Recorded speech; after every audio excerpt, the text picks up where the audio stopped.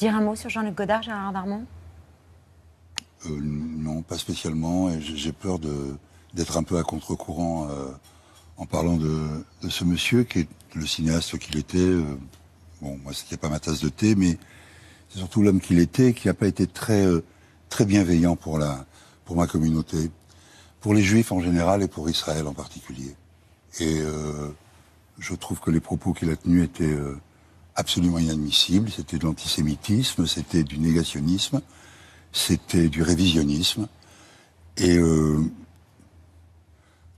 je pense que j'ai été plus touché par la disparition de la reine Elisabeth que par Jean-Luc Godard, pardonnez-moi. Mais je ne peux pas admirer quelqu'un qui est à ce point-là les Juifs. C'est pas possible. C'est le cas avec Céline. On me somme de lire Céline, je ne le ferai jamais.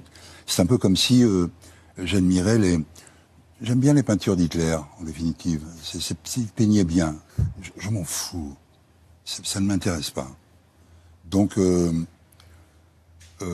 paix à son âme, hein, parce qu'il y a un moment donné où il faut abandonner toute paix à son âme, mais ce n'est pas quelqu'un que j'apprécie, que j'aime. Et le mépris, on vient de l'entendre, je l'aime parce qu'il y a beaucoup la musique de Delerue qui me fait aimer ce film.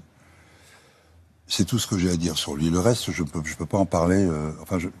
Voilà, je ne peux dire que ça. Je n'ai pas aimé la façon dont il a traité le peuple juif et Israël.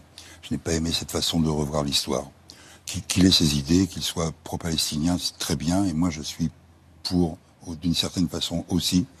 Mais pas ce qu'il en a dit. Pas dire qu'en réalité, les juifs de la Shoah s'étaient fait tuer exprès comme des moutons pour que 3 ans après, on reconnaisse Israël.